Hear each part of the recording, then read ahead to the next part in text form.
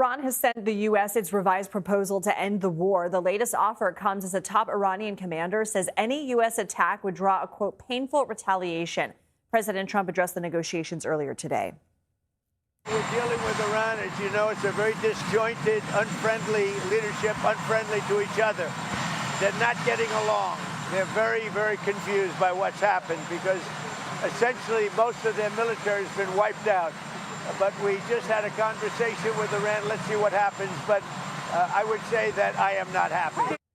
Today was also the 60-day deadline for the White House to get congressional authorization for the war. The president argues he doesn't need it. He wrote in a letter to Congress today, quote, there has been no exchange of fire between United States forces and Iran since April 7, 2026. The hostilities that began on February 28, 2026 have terminated.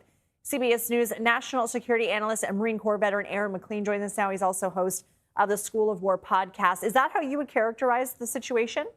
Hey, good evening, Lindsay. Look, I think it's substantively pretty weak to say that hostilities have ended when you're conducting a blockade of Iranian ports, which is itself an act of war. But military substance is only one part of the conversation here. There's a political reality that this administration is dealing with, namely that Congress hasn't been in the business of passing authorizations for the use of military force for some time now, and this would, as would any other, need to pass the U.S. Senate, where likely it would have to clear a 60-vote threshold. Now, the chances of a bunch of Democrats voting for this AUMF, in addition to most Republican votes holding together, are pretty slim. So I think what you're seeing is the administration looking for ways to escape having to have this vote and reduce pressure on Republican leadership in the House and Senate for having to call it. All right, so back to the state of play. President Trump says Iran's leadership is disjointed and argumentative. How do you make a deal in those circumstances?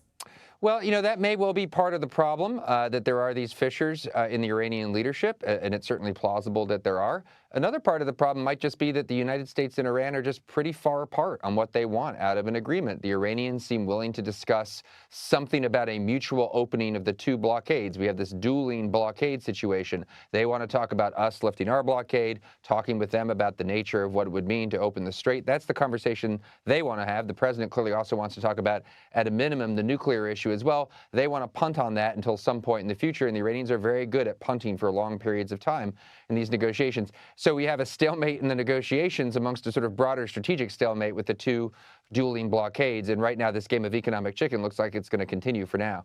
Okay, Aaron MacLean, thank you.